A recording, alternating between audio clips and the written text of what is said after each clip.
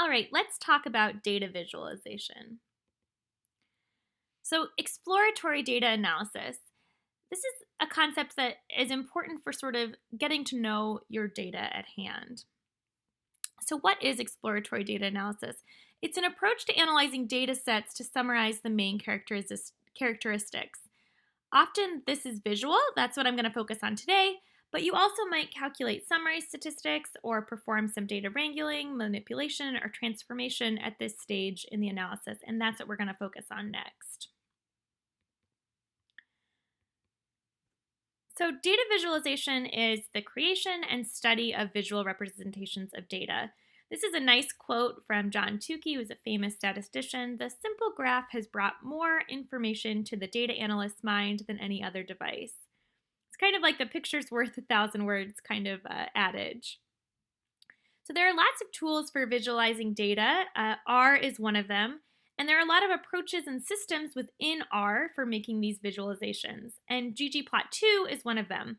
That's the one that we're going to use in this class, but there are definitely other ways to do all of this. Okay, so ggplot2. So ggplot2 is the Tidyverse's data visualization package. And the GG stands for Grammar of Graphics. It's inspired by a book called Grammar of Graphics that was by Leland Wilkinson. And a grammar of graphics is basically a tool that helps us concisely describe components of a graphic. So it's nice because it basically, I think it has a systematic way of sort of building up these graphs in layers that's really quite intuitive. Okay, so here is an example of some ggplot code, and you saw this in your lab last week as well. So, what function do you think actually creates the plot? So this ggplot function is the main function that creates the plot. If you ran that by itself, you would just end up with a nice blank plot. And here, how can you tell what data set's being plotted? Well, you can look here at the first argument of ggplot function. It says data equals Star Wars, and so that indicates that we're using the Star Wars data set. Which variables are on the x-axis and which variables are on the y-axis? Well, you can tell from looking at the plot, the labels here indicate that height is on the x-axis and weight is on the y-axis. But we can also tell by looking at this mapping. So we map to specific aesthetics. That's what this AES stands for, aesthetics. And we're setting x equal to height. So the x-axis is going to be our variable height, and y equals mass. So our y-axis is going to be mass. And what about this warning? So we end up with this warning here that's important to pay attention to, and it's always important to notice your warnings when you're running any kind of code in R. And so this says, warning, removed 28 rows containing missing values, geom point. So this geom point is what actually plots the points on this graph. And it's saying that 28 of those points were removed because they had missing values. So that means either height or weight were missing for 28 of the observations in this Star Wars dataset. That's important to note because this might influence how you want to conduct your analysis, and it's certainly something that you'd want to note in any kind of report. Before you do any kind of modeling or advanced statistical techniques, the very first thing you want to do is figure out kind of what is actually in your data set. And if there's missing data, it's really important to explicitly state that. Okay, so now I've changed one thing in this plot. This next plot should look very similar except for one addition. So what do you think this geom underscore smooth does? What changed between this plot and the previous one? Yeah, so it added this line here along with these confidence intervals, and it basically added a nice smoothed line over the data points. Okay, so let's get a little bit more into the ggplot2 framework. So there are three main components to ggplot2. When you're building a ggplot, the first thing that you consider is the data. The second part is the aesthetic mapping. And the third are the layers that you add on.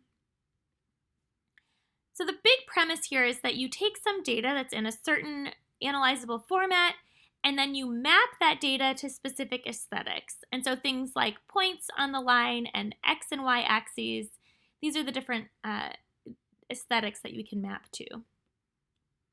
So we start with just an empty plot by just running that ggplot function. And then we add on geometric objects, and so this is things like points.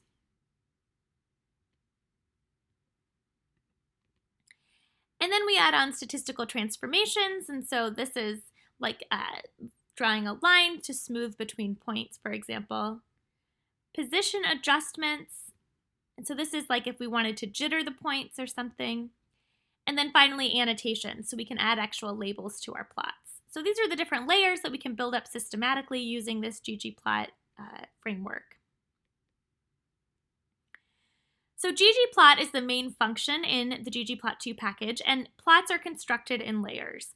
And so the structure of the code for plots can often be summarized as ggplot. So first we use that ggplot function. That's where we specify the data and the aesthetics. And then we add on geomes, or these geometric objects, things like points. Maybe you'd want to do a histogram, a box plot, etc. So it would be something like geome point, geome histogram, or geome box plot. More precisely, it looks something like this. So we've got our ggplot function. We set our data equal to our data set. Our mapping, we map the aesthetics, so the X variable and the Y variable. We move on between layers with this plus, and so that's how we indicate that we'd like to add another layer. So first we set up our plot, then we add a layer.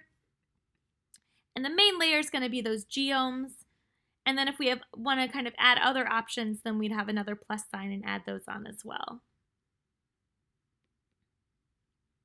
So to use ggplot2 functions, you first load the tidyverse by running library tidyverse in R. And to get some help, you can actually look at this page, this ggplot2.tidyverse.org. And this has a lot of information, kind of more about the specific functions and how they work together.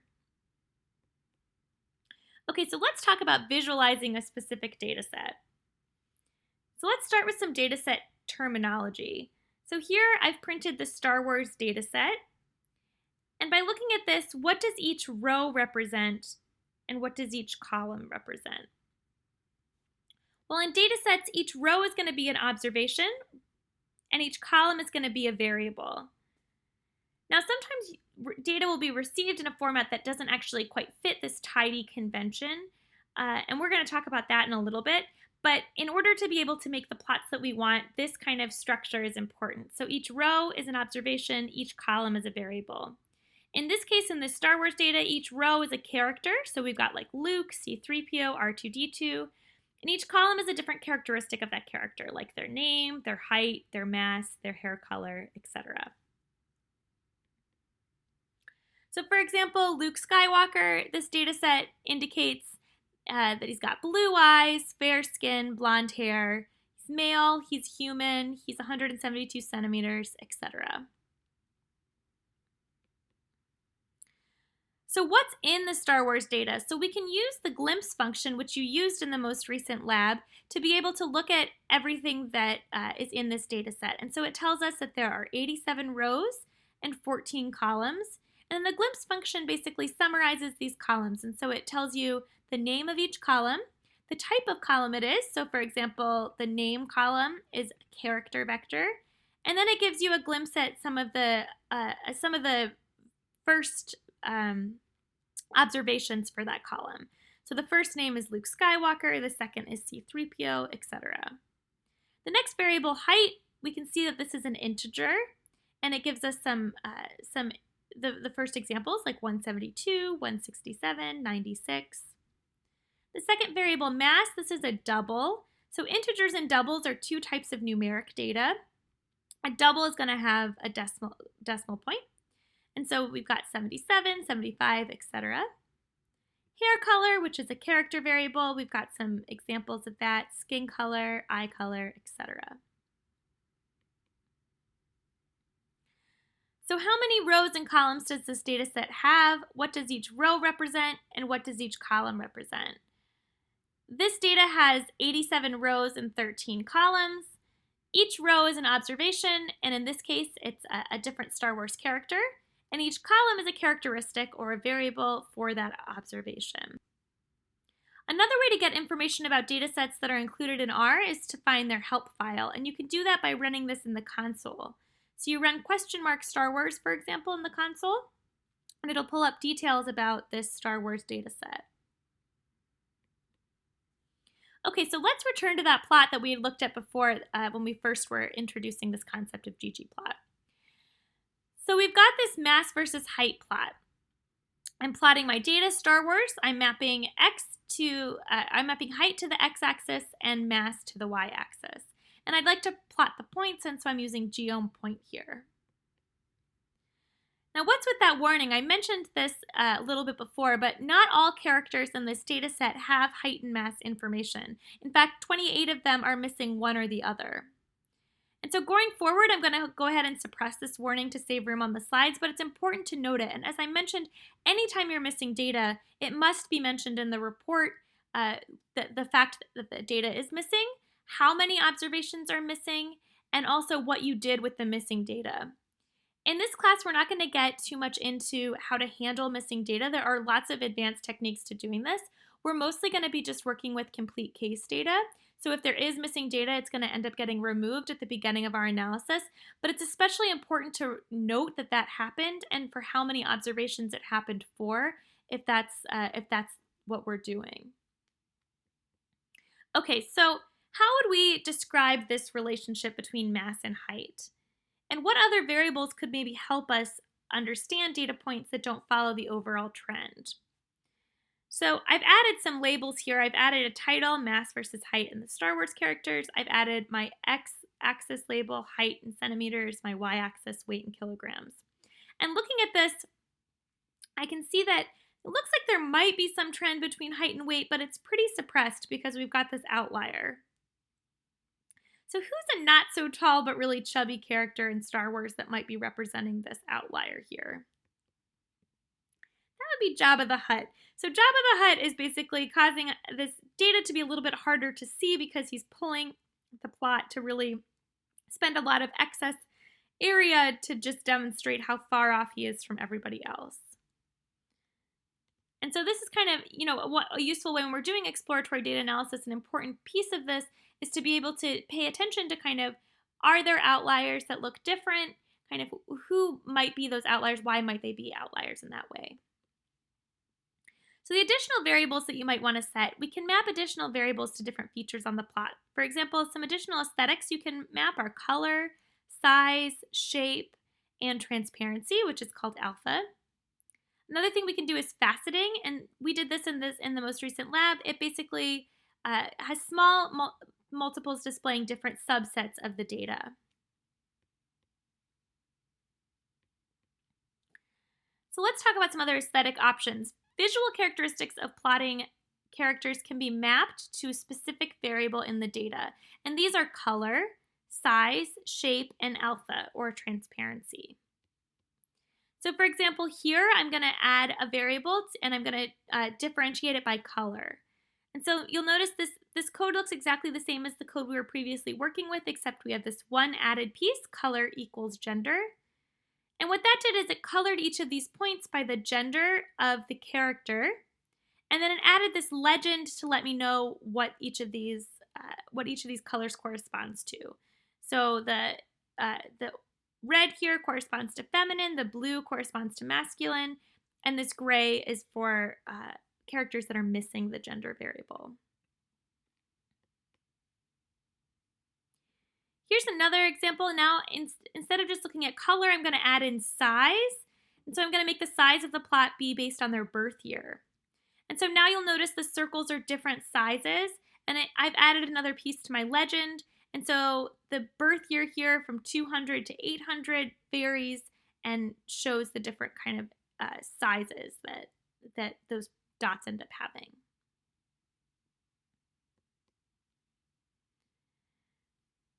So now, what if instead of increasing the size based on a variable, I just want to increase the size of all the points?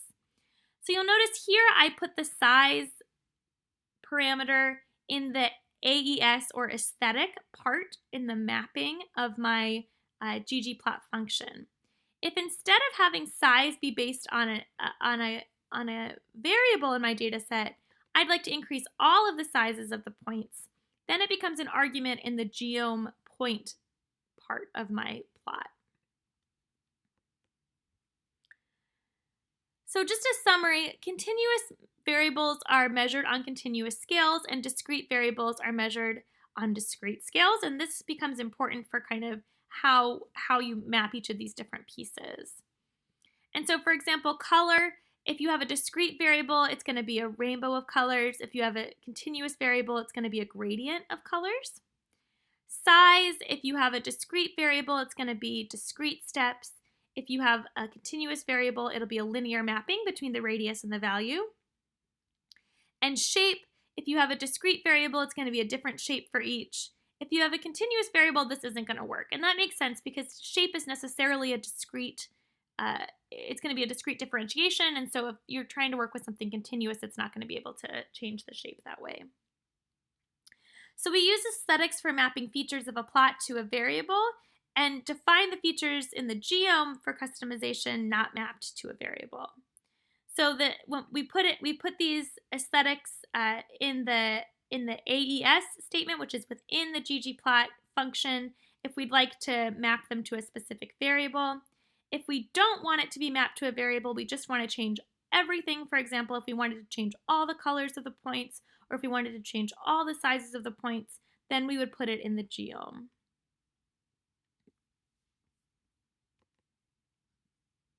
All right, let's talk about faceting. So faceting options, smaller plots basically that display different subsets of the data. That's what a facet is. And these are useful for exploring conditional relationships and large data.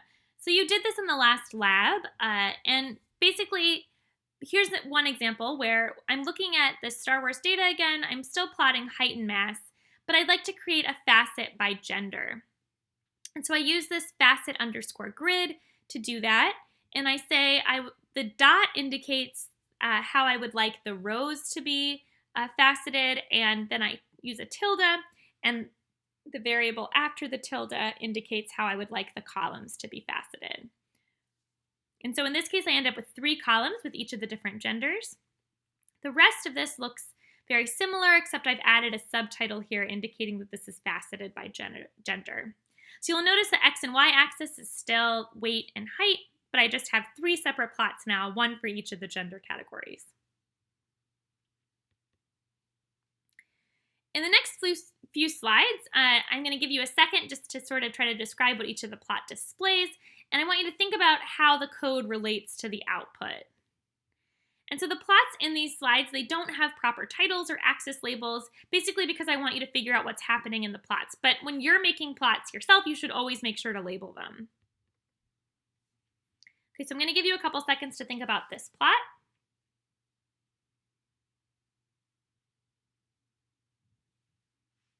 So what's on the x-axis here? What's on the y-axis? We've got height and mass still on the x and y-axis. We're using points. And the difference here is that we faceted by row. And so we have, instead of having a dot as this first argument, we have gender. And then we have a tilde, and then we have a dot for the second argument. And so instead of having this faceted into columns, it's faceted into rows. So we end up with 3 rows, 1 for each of the gender categories. Here's how we had it on that first slide. So what's different here about this code? So in this code, we used that facet grid again, but we had the dot in the first part. So the rows we're just going to have a single row. And in the second part, after the tilde, we've got gender. And so that means that the columns are going to be defined by gender. Okay, here I've got a new one called facet wrap. What's going on here?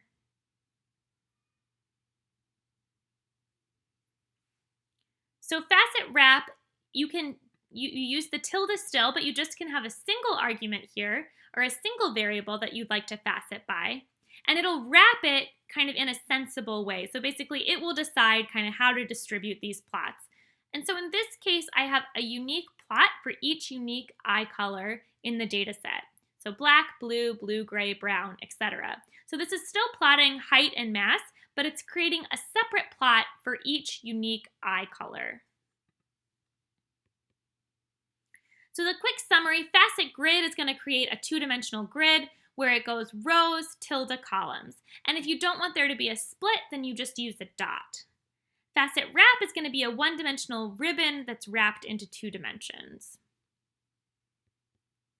If you want more information about ggplot2, I've got this book here, ggplot2 and 2, that you can read. If you click on this link, I believe you should be able to get a free copy of the book. And please let me know on the discussion board if that doesn't work, because I have kind of a select number of coupons there that I can always add to. So if you're interested in finding out more, this is a good resource. Okay, so let's get to an application exercise. So go to Canvas and download the Star Wars application exercise file. And then open RStudio, whether you're doing it via the VPN or if you're doing it locally. Create a project, upload the .rmd file from Canvas, and complete this application exercise. And when you've finished, go ahead and upload that HTML file back into Canvas. I'm guessing this should take about 10 minutes or so.